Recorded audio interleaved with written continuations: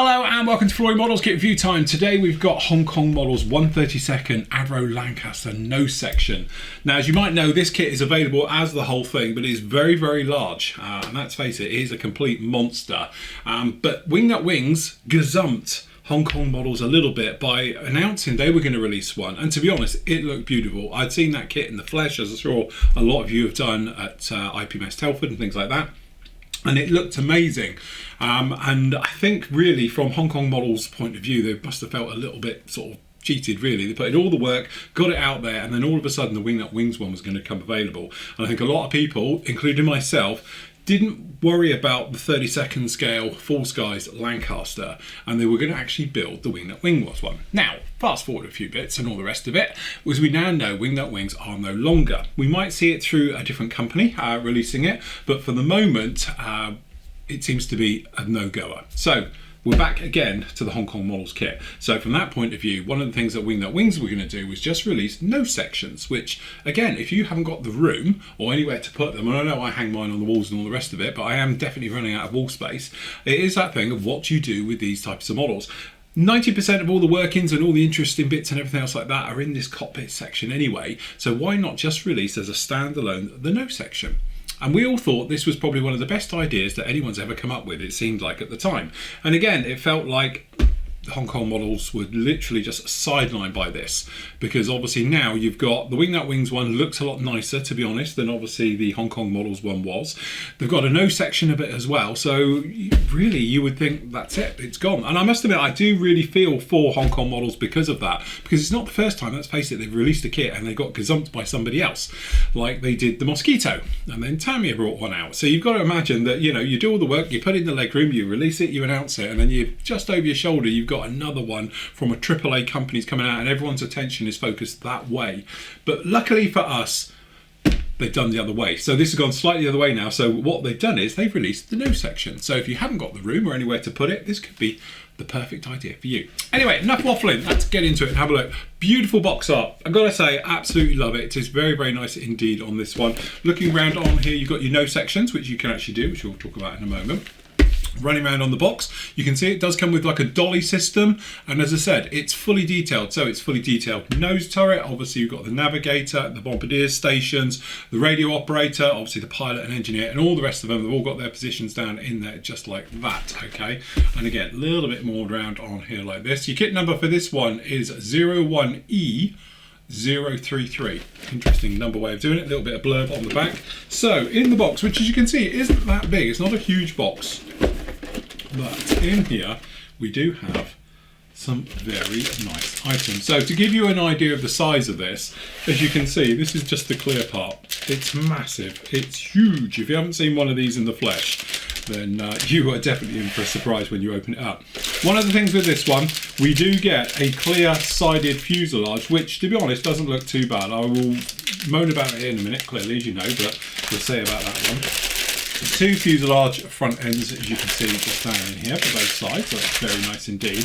And then we've got the flight deck, and those areas literally along here, and then obviously the stations, and then we've got the other parts down in here, and then we've finally got another little screw here. We do get a little bit of photo etch, which is very nice indeed. We've got the markings, some of the decals down in there, and of course, as always, we've got our instructions to start us off. So if we clear a little bit of space here, as we can see, thick black paper. It's huge, it's like cardboard. Okay, so as you can see down in here, we've got, starting off with the seats, put the seats together. You have got a little bit of photo etch as well, so you've got harnesses and some of the other parts on there as well, making the details there. You're working obviously in that forward area, so you've got all the parts going into this one, as you might imagine, right the way through. So we've got your rudder pedals, we've got the instrument panel, the flight engineers area, all of those bits and pieces as it makes its way through this one down on here. So there we go, that's up here. You've got your trim wheels being fitted in, your flight yokes, all the various items going in here, the flight engineer stuff on the side, all of those things going in as you might expect. And then basically it's building it all up. So you're just adding all of these details right the way through on here. So down in here, we've got the nose turret.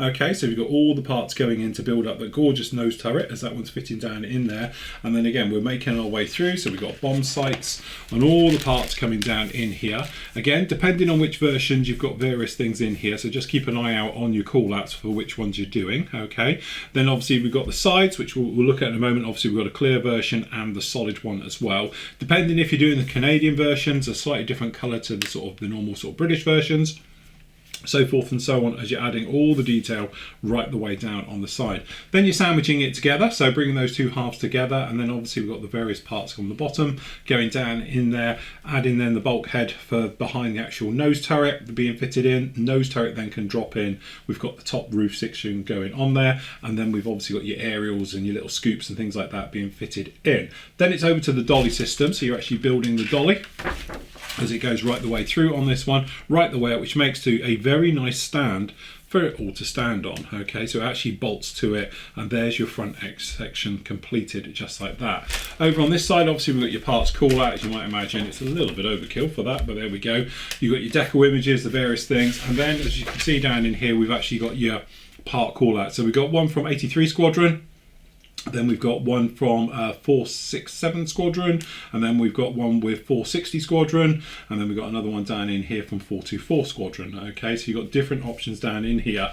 I'm led to believe there is a lot of aftermarket coming for this for all the different squadrons out there, so you know, watch this space. Colour callouts on the back right the way through, so we've got AK Interactive, Tamiya and guns down in those ones on there, but obviously it's pretty much standard colours all the way through.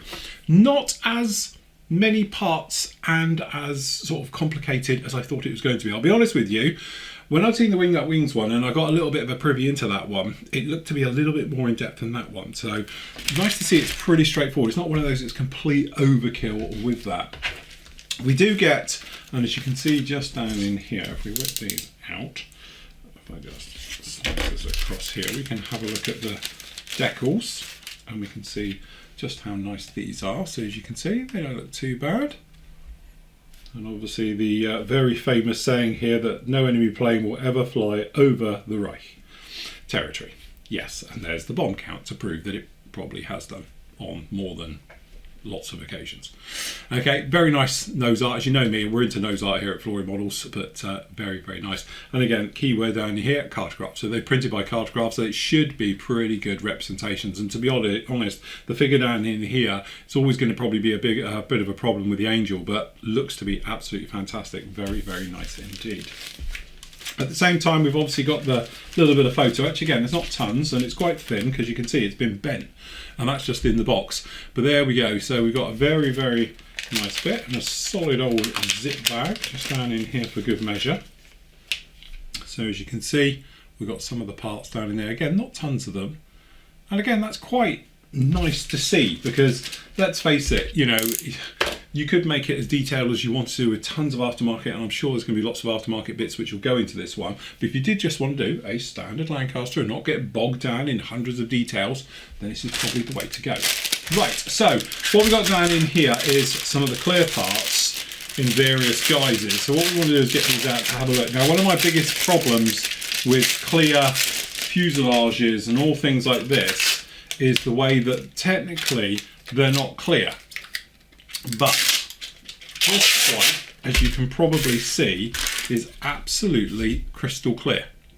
So my bugbear is with these, they look a little bit like a frosted bathroom window because, you know, with the various things in there. But what's funny is you think they might as well just, because it's clear, put the glasswork in. But obviously what they've done is they've just done a direct copy off of this one over. But what they have done, and this is the thing that's quite sort of taken me aback a little bit, is that this particular one is not just a clear punch off of this one, purely because there's no riveting on this one.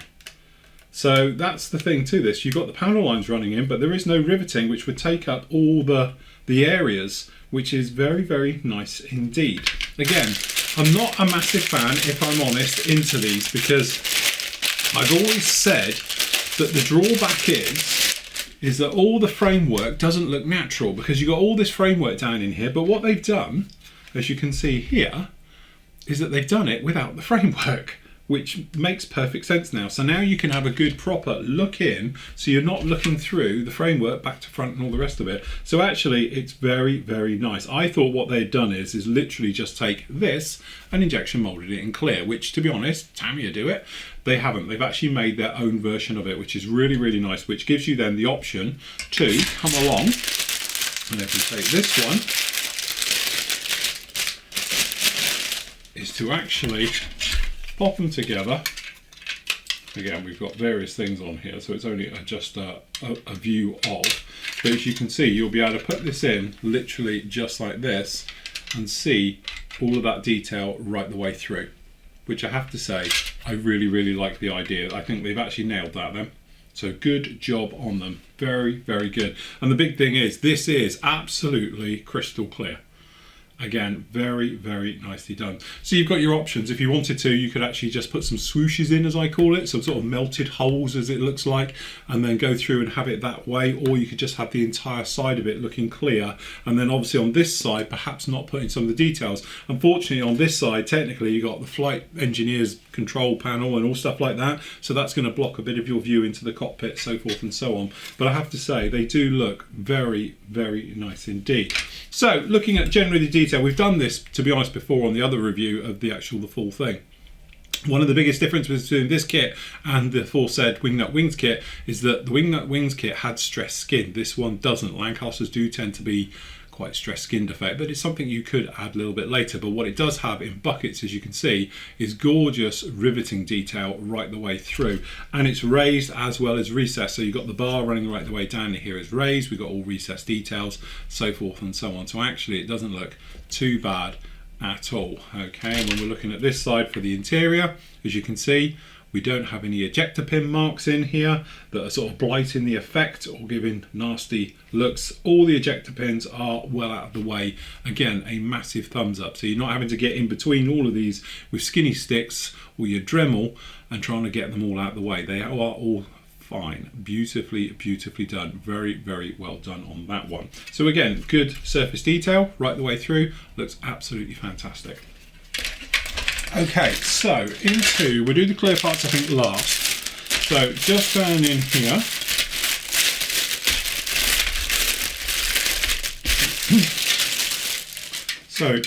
here, you can see this is the bottom of the Bombay, and unfortunately my theory now goes flat in its face because, as you can probably see, it's got hundreds of ejector pin marks in it. Just when you think they've got it.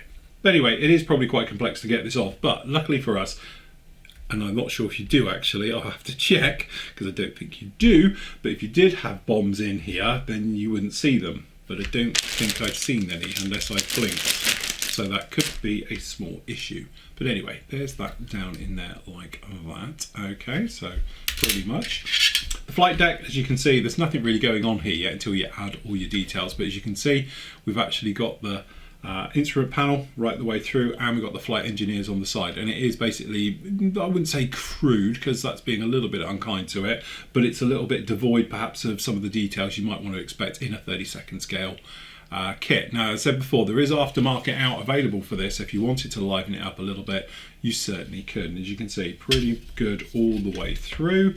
And again, there's a few little ejector pins in here, but I don't think you're going to see anything behind the turret anyway. Okay, so that's those. Looking very nice. Then we've got, that's going to be various areas. Just have a quick look in here.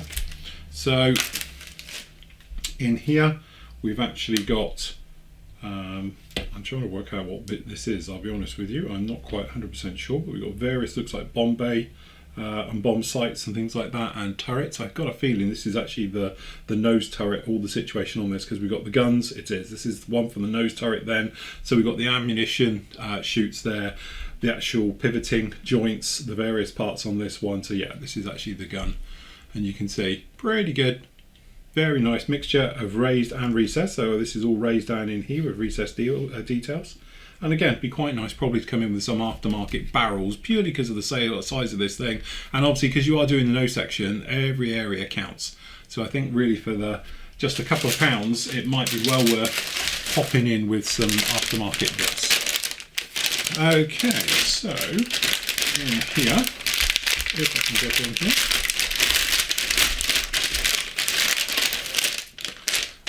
Okay, so as you can see, doesn't look too bad at all. So this is sprue P with the various parts. I think if we start in this way, as you can see. So we've got some of the paneling. It's got retest details, but then obviously we've got some of the equipment down in here. We've got a little bit of cabling coming off the bottom.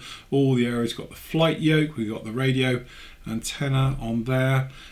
Receiver, as you can see, we've got all the various small parts at the bottom of the turret. We've got a seat. A couple of seats down here, things like that. Actually all looks pretty good, very, very nice. Again, all the ejector pins, it has got them on here. They're slightly recessed as well and just tucked out of the way, so that looks pretty good. Can't see really a problem with that at all. At the same time, we've got down in here, we do have, I think this is the pilot seat edges, some of the details, some of the smaller parts right the way through. Those all look very nice indeed. Can't really see a problem with that. All looking pretty good. Okay, last up, we assume this is got the dolly, or the trolley I should say, and some more of the flight parts. So again, we've got some of the radio equipment clearly just down on here. I think literally if we just come in straight in here, you can see, again, it's a little bit softly molded, but this is Hong Kong models. They do really good work, don't get me wrong, it's just that not quite as sharp as perhaps you might want, but generally very, very nicely done indeed. All the parts looking very nice. Got another seat there, some more of the equipment with the radio equipment and all the sort of flight engineers bits and pieces down in there, as you can see, and radio equipment. So yeah, and the back side again, it's all pretty clear. Slightly raised on these ones, but the rest of them are all slightly recessed. That's quite nice, no problem at all. And then we've got the actual trolley itself, which will lug this thing around, which actually doesn't look too bad. It's got a little bit of burring on it, which you might want to just clean up, but it's not massive. But generally, you've got your wheels for it. Nice way of putting it around with the casters. Again, pretty good. It was a clever way that it was thought about doing it actually when Wingnut Wings did it. And I'm really glad that HK Models did do it, because again, it was like being gazumped everywhere by everybody. And now they sort of, you know, we're still here, so we're going to do it now. So good on you. Okay, finally, the clear parts, and obviously gives you a real sense of scale on this thing, is that canopy, which has got a protective layer over this. So we'll be very carefully trying to peel this off.